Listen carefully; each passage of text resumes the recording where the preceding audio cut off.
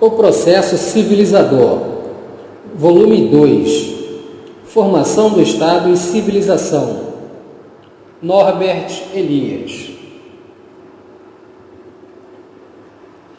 Capítulo 4. Primeiras lutas no contexto do reino. 1. No antigo território franco do Ocidente, era muito elevada a probabilidade de que, cedo ou tarde, uma das casas guerreiras rivais obtivesse a predominância e depois uma posição monopolista, de modo que muitos dos territórios feudais menores fossem enfeixados numa unidade mais ampla. O fato de uma determinada casa, a dos Capeto, emergir vitoriosa das lutas eliminatórias, tornando-se ela a agente do mecanismo monopolizador, contava, por sua vez, com probabilidades bem menores, mesmo que certos fatores em seu favor possam ser facilmente discernidos. Cabe mesmo dizer que foi apenas o curso tomado pela Guerra dos 100 Anos que resolveu de uma vez por todas se os descendentes dos Capeto ou de outra casa se tornariam os monopolistas ou suzeranos do Estado que emergia. É importante levar em conta a diferença entre essas duas ordens de questões, entre o problema geral do monopólio e da formação do Estado, e a questão mais específica do motivo por que uma casa particular conquistou e conservou a hegemonia. Estivemos estudando a primeira questão e não a segunda, e ela é que continuará a nos interessar aqui. A primeira mudança na direção do monopólio após o nivelamento geral das relações de propriedade que se prolongou pelo século X e mesmo pelo XI, já foi sumariamente descrita anteriormente. Ela significava a formação de um monopólio dentro dos limites de um território. Nessa pequena área, foram travadas as primeiras batalhas eliminatórias, com o fiel da balança se movendo inicialmente em favor de uns poucos e finalmente de um único dos participantes.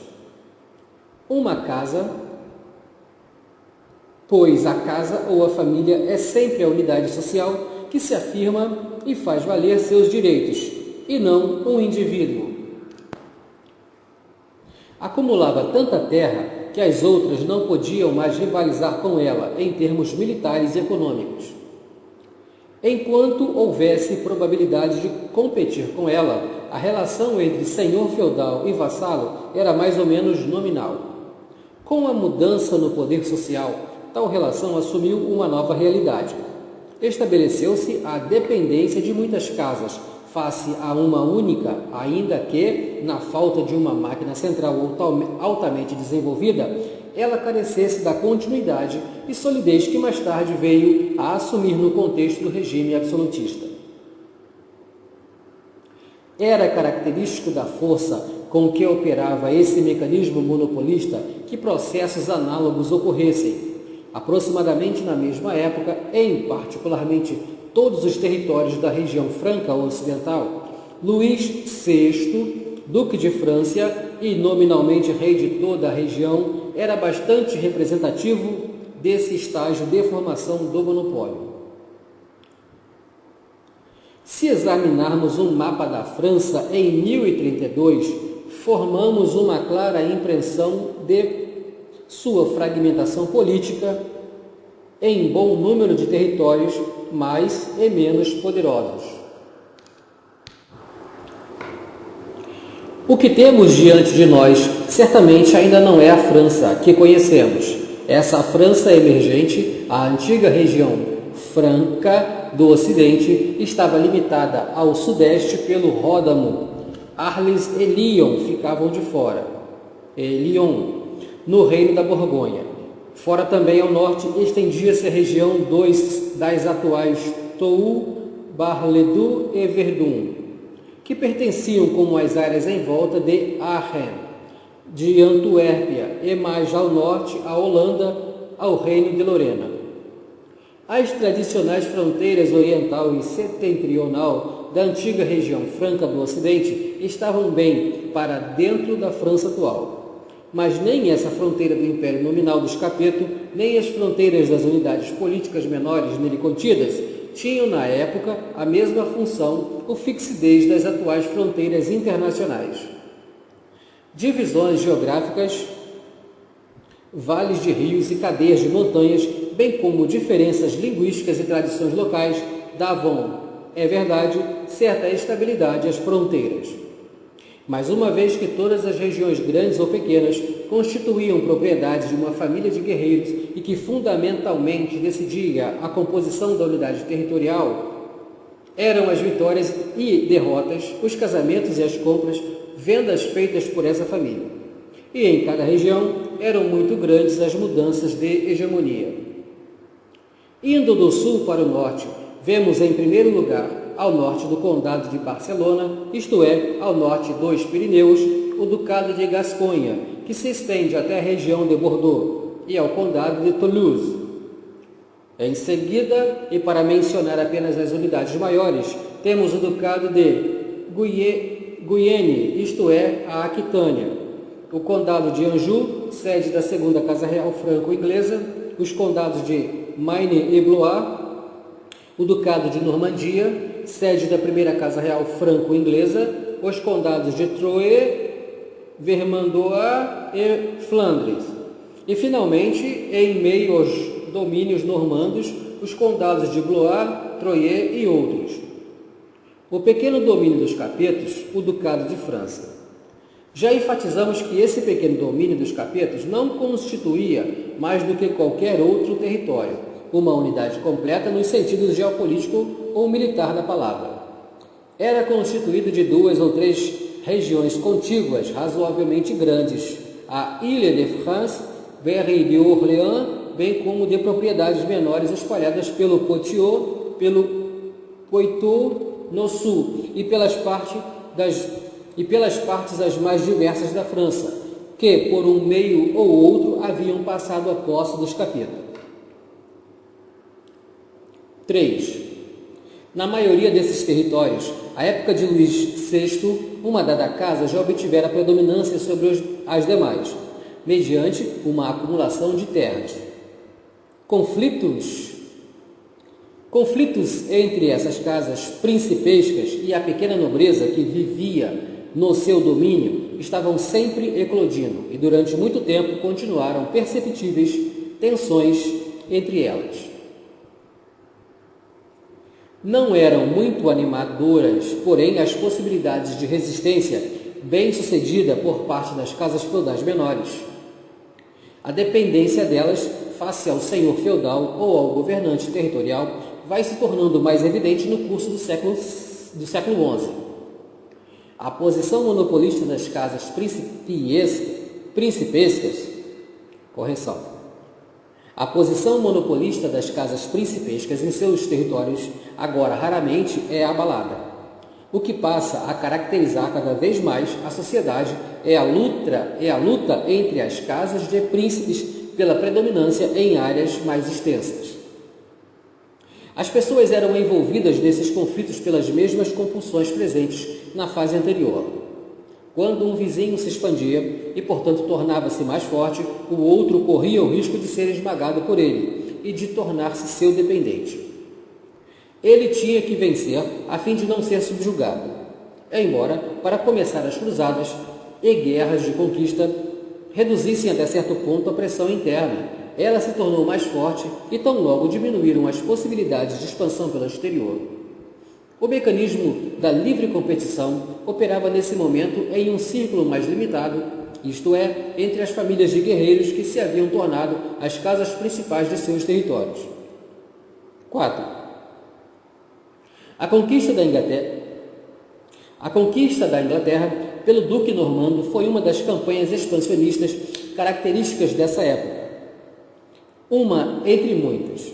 Confirmava também a fome geral de terras que afligia a população crescente, particularmente de guerreiros, fossem eles ricos ou pobres. O enriquecimento do duque normando, a ampliação de seus meios militares e financeiros, porém, constituíam grave perturbação para o equilíbrio anterior vigente entre os governantes territoriais da França. A plena extensão da mudança não foi evidente de imediato, uma vez que o conquistador precisou de tempo para organizar o poder dentre os novos domínios. E, mesmo quando isso aconteceu, a ameaça decorrente desse engrandecimento em relação aos governantes territoriais em relação aos outros governantes territoriais, só fez sentir, dada a baixa integração dos territórios francos do Ocidente na vizinhança direta da Normandia, isto é, no norte da França e não no sul. Foi sentida, porém, e mais diretamente pela casa, com reivindicação tradicional, a predominância na área a leste vizinha à Normandia, a casa dos duques de França, os capetos. Não é improvável que a ameaça representada por esse vizinho mais forte constituísse um fator a impelir Luís VI na direção que ele seguiu tão tenaz e energicamente durante toda a vida. O anseio de consolidar o poder e derrotar qualquer rival possível dentro do seu território. O fato de ele, o rei nominal e o senhor feudal da região franca do Ocidente, ser, na verdade, pela dimensão de seus domínios, bem mais fraco que seu vassalo e vizinho, que nesse momento, como governante da Inglaterra, também portava uma coroa, evidenciou-se em todos os conflitos que travaram.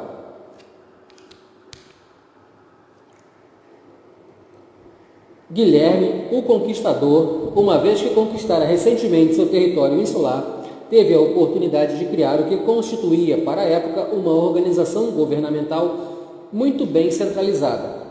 Distribuiu a terra de uma maneira que visava, tanto quanto possível, a impedir a formação de casas e famílias tão ricas e poderosas como a sua, e que pudessem rivalizar com esta. O governo do suzerano inglês foi o mais moderno de seu tempo. Até para a receita monetária, ele criou um organismo especial. O exército com que conquistara a ilha consistia apenas em parte de seus vassalos feudais, sendo o restante constituído de cavaleiros mercenários movidos pelo mesmo desejo de possuir terras. Só nesse momento, encerrada a conquista, tornou-se o tesouro do governante normando suficientemente rico para contratar soldados e, independentemente da importância de seus vassalos feudais, isso lhe conferiu superioridade militar sobre os vizinhos da Europa continental. Luís, o Gordo, da França, não podia, como não puderam seus predecessores, fazer o mesmo. Acusaram-no de ganancioso, de procurar por todos os meios à sua disposição apropriar-se de dinheiro. Na verdade, foi exatamente nessa época, como aliás em muitos períodos, em que a moeda é relativamente escassa e que se sente agudamente a desproporção entre a que existe e a que é necessária, que a vontade ou a cobiça de dinheiro mais se destacou. Luís VI, porém, encontrava-se em situação particularmente difícil, se comparado com seu vizinho mais próspero. Nesse aspecto, como no da organização, centralização e eliminação de possíveis rivais internos, o território insular deu um exemplo que os governantes da Europa continental tiveram que seguir para não sucumbir na luta pela supremacia. No início do século XII, portanto, a Casa dos Capeto era visivelmente mais fraca do que a rival, que controlava terras exigentes de outro lado do mar. Luís VI foi derrotado em praticamente todas as batalhas que travou com o rival inglês, embora este último não conseguisse penetrar no território da própria França. Nessa situação, o senhor de França limitou-se a ampliar sua base de poder, as propriedades de sua família e a esmagar a resistência dos senhores feudais menores no interior ou nos interstícios de seus territórios. Ao assim proceder, preparava sua casa para aquela grande luta, para aqueles séculos de conflito pela supremacia na antiga região franca do Ocidente, no curso da qual um número cada vez maior de territórios foi se confundir num único bloco, em mãos de uma única casa, e na qual se envolveram direta ou indiretamente todos os territórios da região. A luta pela coroa da França entre os soberanos de Ile-de-France e os soberanos da ilha inglesa. 5. A casa que retornou à luta contra os Capeto, quando se extinguiu a família de Guilherme o Conquistador, foi a dos Plantageneta. Essa família tinha por domínio o Anjou, uma região também vizinha da França.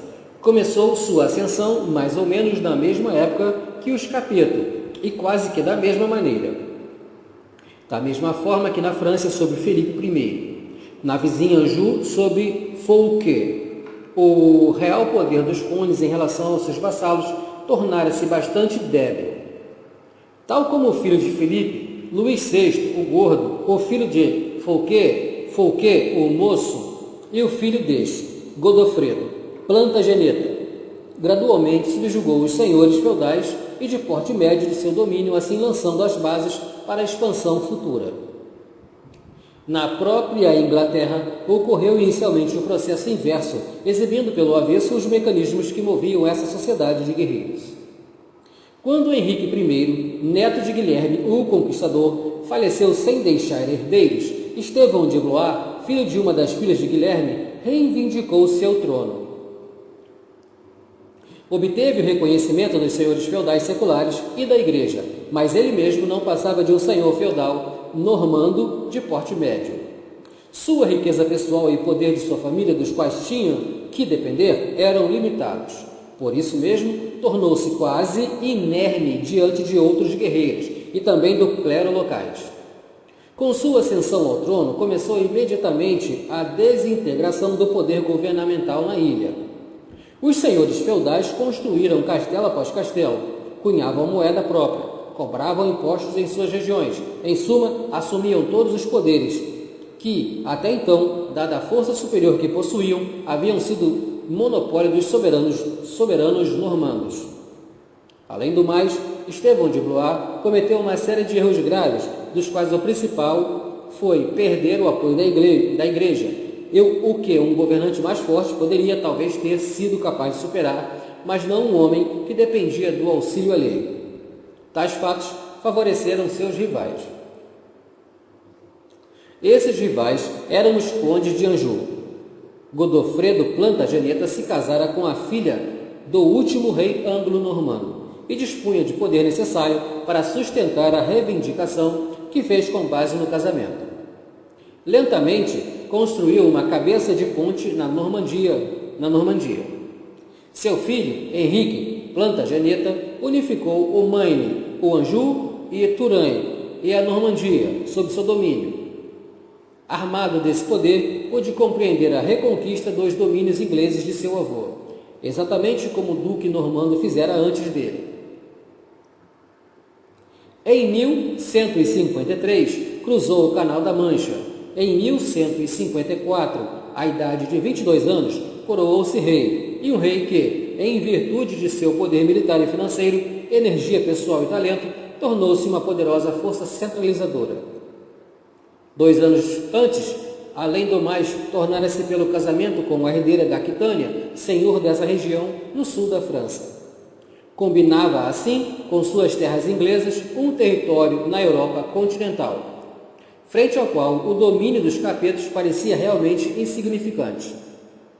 A questão, se os territórios francos do Ocidente deviam ser integrados em volta da Ile-de-France ou de Anjou, permanecia inteiramente em aberto. A própria Inglaterra era território conquistado e mais um objeto de que propriamente um tema no jogo político era, se queremos, uma província semicolonial na frouxa federação dos territórios francos do Ocidente. A distribuição de poder naquela época guardava uma distante semelhança com a que atualmente existe no Extremo Oriente. Um pequeno território insular e um domínio continental, muitas vezes maior, encontrava-se sob o mesmo governo. Toda a parte sul do antigo reino dos Capetos a ele pertencia. A principal área ao sul, que não pertencia aos domínios dos Plantageneta, era o condado de Barcelona.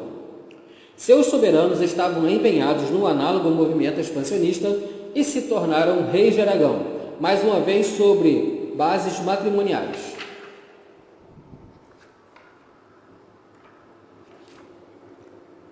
Lentamente saem, que no início mal se percebe, eles abandonaram a união dos territórios francos do Ocidente. Além disso, excluindo o domínio meridional angevino, salvo em um território menor pertencente à Igreja, havia o condado de Toulouse.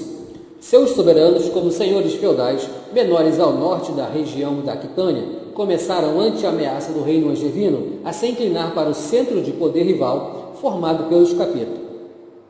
Os equilíbrios de poder que encontramos em configurações como essas tendem a determinar sempre da mesma maneira a conduta das pessoas.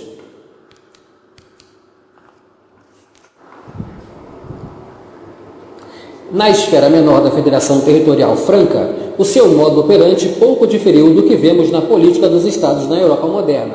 Por exemplo, o mesmo incipientemente em todo o globo. Enquanto nenhum poder absolutamente dominante surgir, um poder que tenha superado inequivocamente toda a concorrência e assumido posição de monopólio, unidades de segunda classe procuram formar blocos contra aquele que, ao unificar numerosas regiões, chegou mais perto da supremacia. A formação de um bloco provoca a criação de outro, embora por muito tempo o processo possa oscilar de um para outro lado.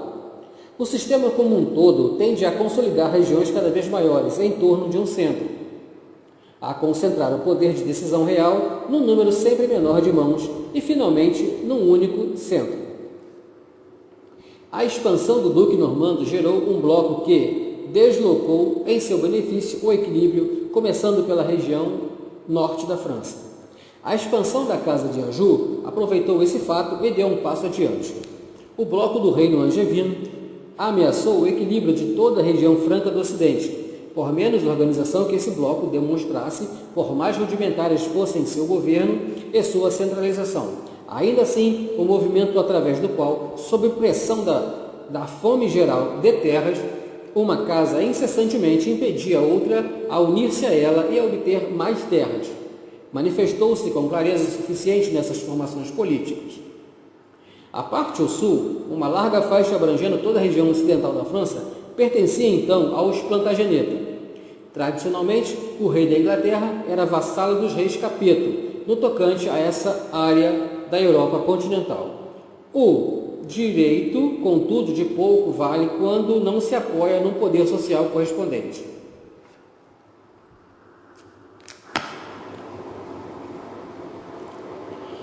Tradicionalmente, o rei da Inglaterra era vassalo dos reis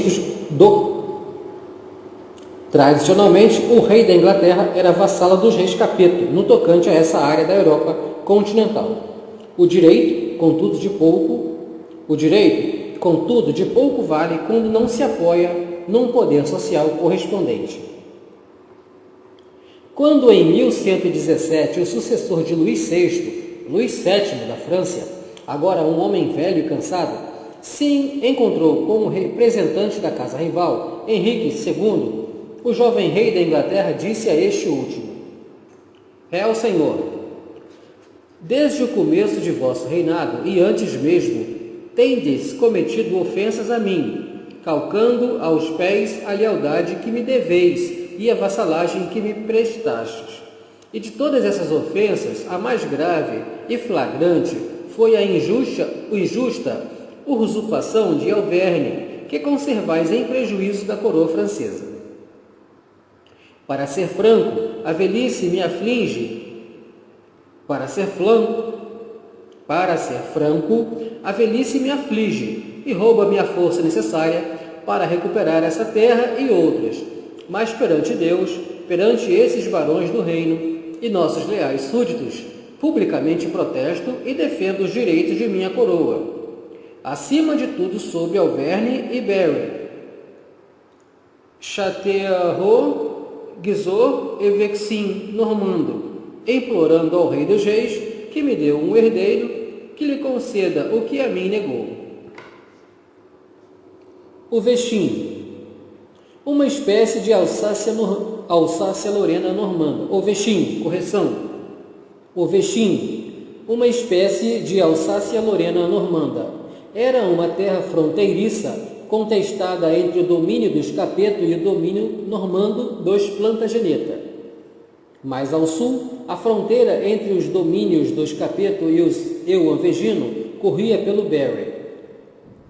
Os Plantageneta já se sentiam suficientemente fortes para ocupar partes do domínio dos Capeto. A luta pela supremacia entre os Capeto e os Plantageneta estava em pleno desenvolvimento e o soberano angevino era, além do mais, muito mais forte do que seu colega da França.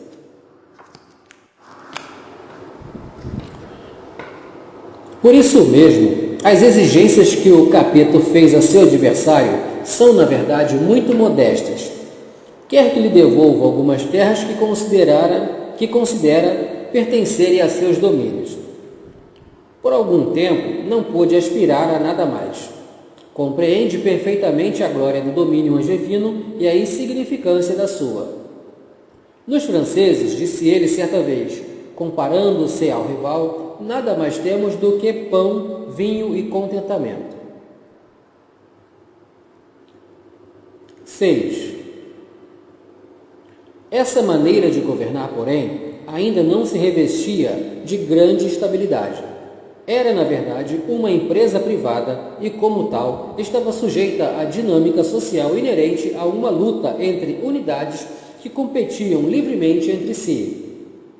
Era muito mais fortemente influenciada pelas capacidades dos concorrentes, sua idade, sucessão e fatores pessoais análogos, do que as formações políticas das fases posteriores, quando não só a pessoa de quem controla o monopólio, mas uma certa divisão de funções, uma multiplicidade de interesses organizados e uma máquina governamental mais estável são o que mantém a coesão de unidades mais amplas. Em 1189, um Capeto mais uma vez se chocou com um Plantageneta. Entre mentes, quase todas as áreas contestadas haviam voltado ao domínio dos Capeto. Nesse momento, os Plantageneta... Nesse momento, o Plantageneta é um velho e o Capeto mais moço. O filho de Luís VII, Filipe II, apelidado de Augusto. A idade, conforme já notamos, significa muito numa sociedade em que o homem que exerce o poder ainda não pode delegar a liderança militar, onde muito depende de sua iniciativa pessoal e onde ele tem que atacar ou defender em pessoa. Henrique II da Inglaterra, pessoalmente, um soberano forte que ainda controlava firmemente seus grandes domínios, nessa data é afligido, além da idade, pelas rebeliões e mesmo pelo ódio de seu filho mais velho, Ricardo, conhecido como Coração de Leão, que às vezes até faz causa comum com os inimigos.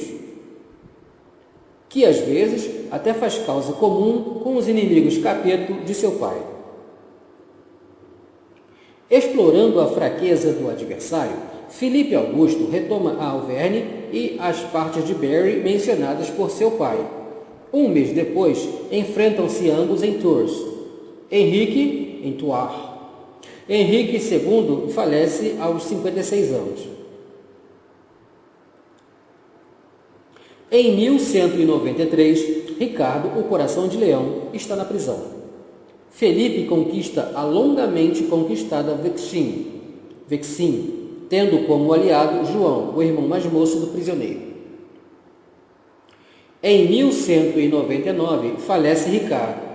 Ele, tal como seu irmão e sucessor, João, que queria ser chamado de João sem terra, dilapidou grande parte de seu poder, as posses de família e os tesouros do pai, enfrentando João como rival. Contudo, há um homem que sentiu até os ossos toda a humilhação e asfixia do poder dos Capeto, causadas pelo crescimento dos anglos-angevinos e cuja energia, despertada por essa experiência, era canalizada numa única direção: mais terras e mais poder.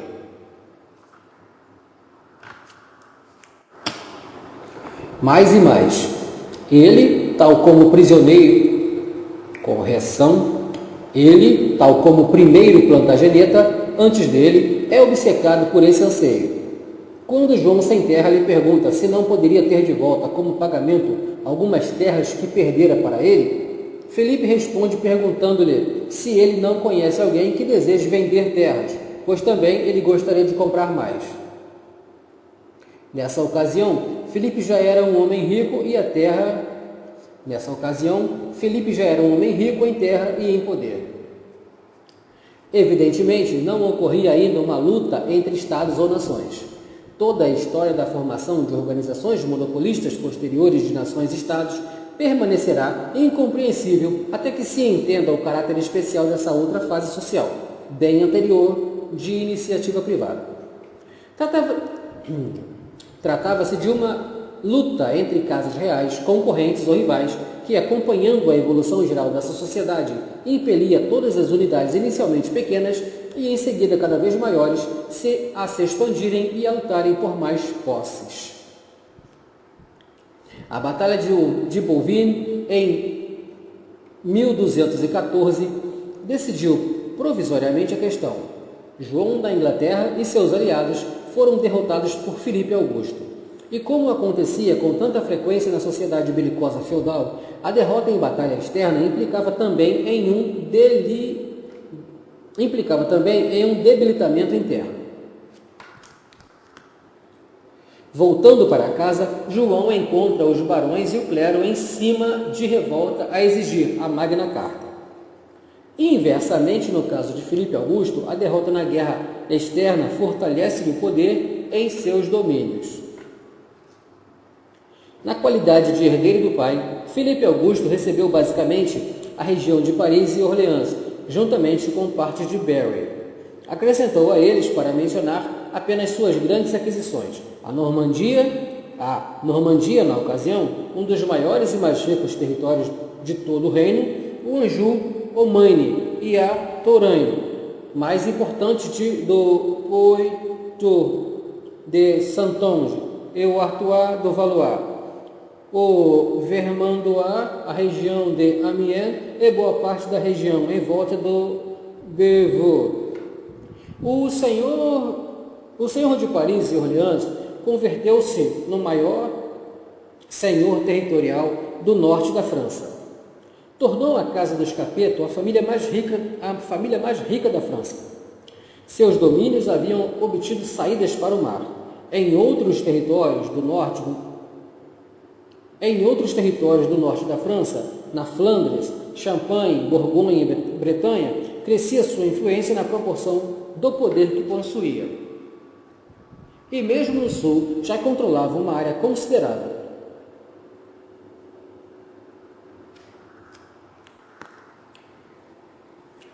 O domínio dos Capeto, contudo, podia ser tudo, mas não era ainda um território integrado. Entre os Anjou e a região de Orleans, estendia-se o domínio do Conde de Blois. Ao sul, os distritos costeiros em volta de Saintes, e mais para leste, Auvergne. Quase não tinham ligações com as regiões setentrionais. Estas últimas, porém, o velho domínio familiar juntamente com a Normandia e áreas recentemente conquistadas, que se estendiam para além de Arras, no norte, constituíam, em termos puramente geográficos, um bloco na maior parte autossuficiente. Nem mesmo Filipe Augusto tinha ainda em vista a França em nosso sentido, e seus domínios reais não eram essa França. O que almejava acima de tudo era a expansão territorial, militar e econômica do poder de sua família e a subjugação de seus concorrentes mais perigosos, os Plantageneta. Em ambos os objetivos teve sucesso. Por ocasião de sua morte, os domínios dos Capetos eram aproximadamente 4 vezes maiores do que quando subira ao trono. Os Plantageneta, ao contrário, que tinham vivido até então mais na Europa continental do que na ilha e cuja administração na própria Inglaterra era constituída tanto de normandos europeus e indivíduos de seus outros domínios no continente quanto os de nativos da ilha, controlavam, nesse momento, no continente, apenas uma parte da antiga Aquitânia, a área ao norte da região central e ocidental dos Pirineus, ao longo da costa dos Pirineus, ao longo da costa, chegando até o estuário de Gironda, sob o nome de Ducado de Guyenne. A parte disso, algumas ilhas no arquipélago normando, o fiel da balança mudara contra eles. Reduzira-se o poder que exerciam, mas graças ao domínio na ilha, esse poder não foi quebrado. Após certo tempo, o equilíbrio no continente voltou a beneficiá-los. Durante muito tempo, permaneceu indeciso o resultado desta luta pela hegemonia na antiga área franca do Ocidente. Parece que Filipe Augusto considerava como seus principais rivais, em seguida, aos... Correção? Parece que Filipe Augusto considerava como seus principais rivais, em seguida aos Plantageneta, os condes de Flandres, e o mesmo de que um novo centro de poder realmente surgira nessa região, é demonstrado por toda a história subsequente da França. Conta-se que Felipe dissera certa vez que ou a França se tornaria flamenga ou Flandres se tornaria francesa.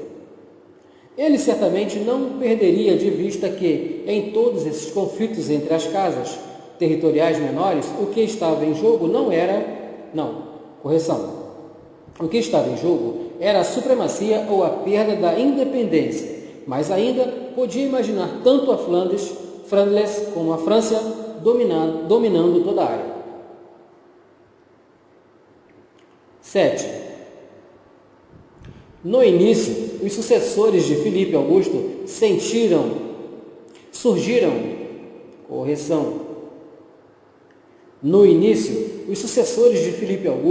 seguiram com firmeza o curso que ele traçara. Procuraram consolidar e estender ainda mais o domínio ampliado. Tão logo Filipe Augusto faleceu, os barões de Poitou voltaram-se para os Plantageneta. Luís VIII, filho de Filipe Augusto, reconquistou a região e incluiu em seus domínios, o mesmo fazendo com Saintonge. Aulnay e Languedoc, parte da Picardia, e o condado de Perche, parcialmente sobre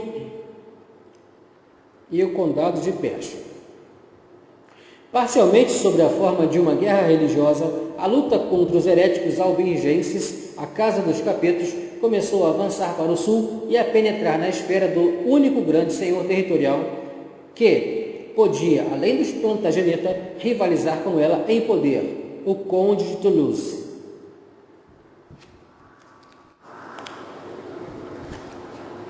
O capeto seguinte, Luís IX, São Luís, teve mais uma vez que defender suas posses, apressadamente unificadas contra todos os tipos de ataque interno e externo.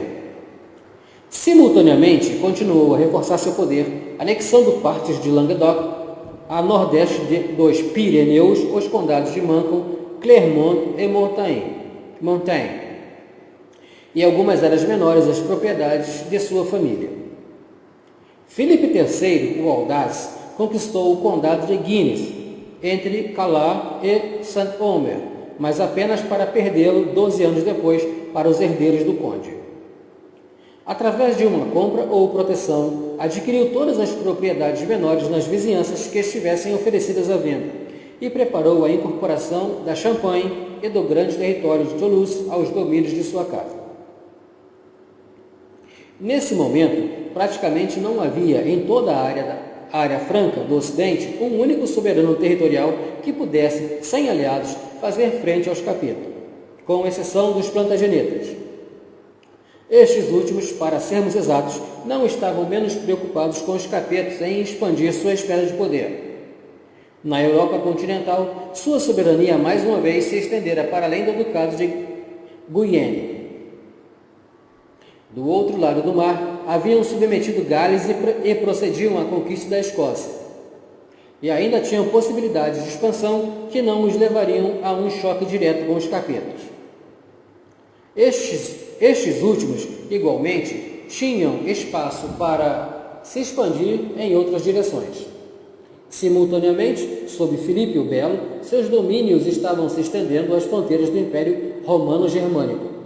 Por um lado, até o rio Maas, que nessa época era considerada a fronteira natural e tradicional em homenagem à partida do Império Carolíngio, em 843, da área franca do Ocidente, e por outro, mais ao sul, prolongava-se até o Ródano e o Saône, isto é, até Provença, o Delfinado e o Condado de Borgonha, que, de igual maneira, não pertenciam à confederação tradicional dos territórios francos do Ocidente. Pelo casamento, Felipe adquiriu a Champagne e Brie com suas muitas áreas anexas, algumas delas no território do próprio Império Romano Germânico,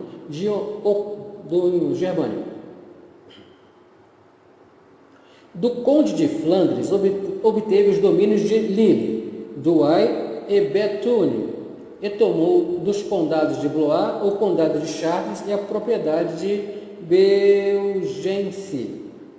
Além disso, adicionou às suas terras os condados de Marque e Angoulême, as propriedades eclesiásticas de Cahors, Mende e Puy, e mais ao sul o condado de Bigorre e o viscondado de Soule.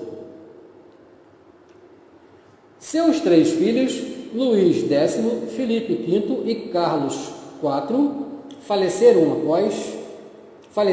um após o outro, sem deixarem herdeiro do sexo masculino. As propriedades da família e a coroa dos Capeto passaram ao descendente do filho mais moço da casa, que possuía como apanágio o condado de Valois. Até esse momento, através de gerações, um esforço contínuo fora feito mais ou menos na mesma direção: acumular terras. No que nos interessa, deve ser suficiente sumariar aqui os resultados desse trabalho. Mesmo assim, mesmo em sumário, a mera enumeração de muitas terras que gradualmente anexaram dá-nos uma ideia de luta incessante, declarada ou disfarçada, na qual se empenharam as várias casas principescas, e na qual, uma após outra, derrotadas por alguém mais poderoso, desapareciam. Compreendamos ou não plenamente o significado desses nomes. Eles nos são uma imagem de força do impulso, que tinha origem na situação social dos Capeto. Um impulso que continuou a se fazer sentir na mesma direção através dos indivíduos tão diferentes. Com a morte de Carlos IV, o último da linhagem a subir ao trono mediante sucessão direta, os grandes domínios dos Capeto, isto é, o complexo agrupado diretamente em torno do Ducado de França, estendiam-se da Normândia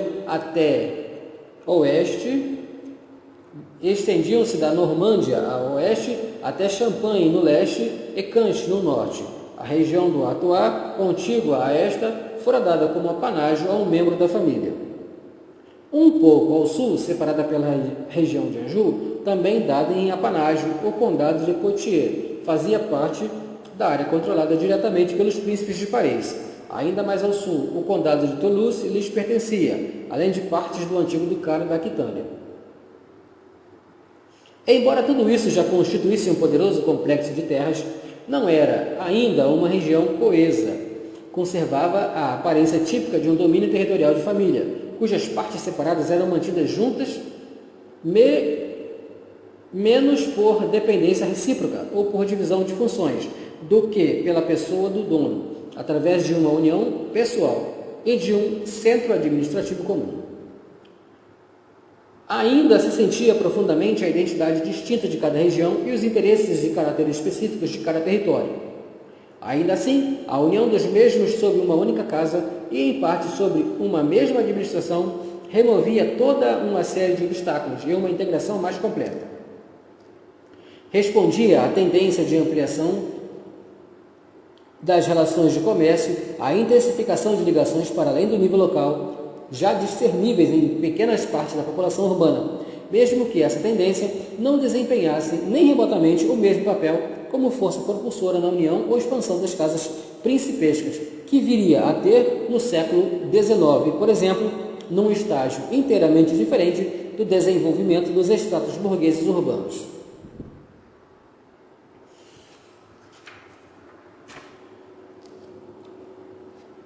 Nos séculos XI, XII e XIII, a luta pela terra E a rivalidade entre o número cada vez menor de famílias de guerreiros era o principal impulso por trás da formação de territórios maiores. A iniciativa coube a poucas famílias de guerreiros em ascensão às casas principescas, sob cuja proteção floresciam as cidades e o comércio. Estes lucravam com a concentração de poder e contribuíam para ela, conforme será discutido adiante. E com toda certeza, tão logo que as regiões mais extensas foram unificadas sob uma única soberania, os estratos urbanos desempenharam um papel importante na consolidação da união territorial, já naquela época. Sem a ajuda dos recursos humanos e financeiros que fluíam dos estratos urbanos para os príncipes e da crescente comercialização, não seriam concebíveis a expansão e a organização governamental desses séculos. Mas era ainda, sobretudo, indireta a importância das cidades e do avanço do comércio para a integração de áreas maiores, na medida em que constituíam instrumentos ou órgãos de classes principescas. A integração significou, antes e acima de tudo, a derrota de uma casa de guerreiros por outra, isto é, a absorção de uma por outra, ou pelo menos sua subordinação ao vitorioso. Se a área é considerada desse ponto de vista, tal como parece no início do século XIV, ao se extinguir a linhagem direta dos capetos, pode-se perceber claramente a direção da mudança. A luta de classes menores e de porte médio pela terra certamente não cessara, mas essas rixas nem remotamente desempenhavam o mesmo papel que no tempo de Luís VI, para nada dizer de seus predecessores. Naquele tempo, as terras eram distribuídas de maneira mais ou menos uniforme entre muitos, e é verdade que entre elas as diferenças podem ter parecido bastante grandes para os homens da época. Mas até mesmo as posses e poder das casas ditas principescas eram tão pequenos que bom número de famílias de cavaleiros nas vizinhanças podia desafiá-las quanto à terra ou ao poder. Cabia à iniciativa privada de todas essas casas decidir até que ponto participavam dessa luta geral.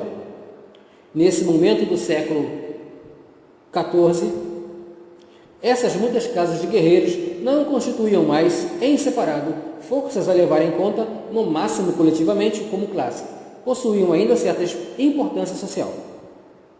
Mas a real iniciativa nesse tempo cabia a umas poucas casas que haviam emergido como vencedoras na época dos conflitos precedentes, acumulando tanta terra que as demais não podiam desafiá-las, tendo-se de se tornar suas dependentes. Para essas outras, ou a maioria dos guerreiros, a possibilidade de obter novas terras por iniciativa própria, numa livre competição, estava praticamente fechada, e com ela a possibilidade de uma ascensão independente na sociedade. Todas as casas de guerreiros teriam no máximo de permanecer no degrau da escala social que haviam galgado, a menos que algum de seus membros conseguisse alcançar-se mais alto graças ao favor de um dos grandes senhores, ou seja, colocando-se em sua dependência.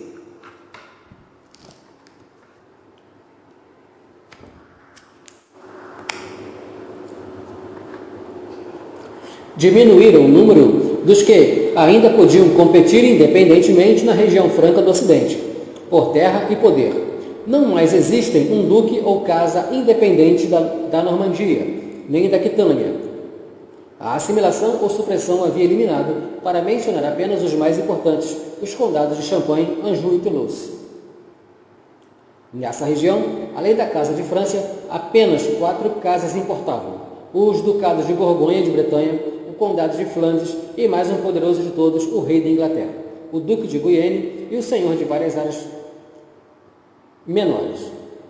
Uma sociedade de guerreiros em competição relativamente livre transformara-se numa sociedade em que a competição era restringida à maneira de um monopólio. E mesmo entre as 5 grandes casas que ainda possuíam algum grau de poder competitivo e preservavam certa independência correspondente, 2 se destacavam como as mais poderosas: a dos Capetos e as dos seus sucessores reais de França, os Plantageneta, reis da Inglaterra.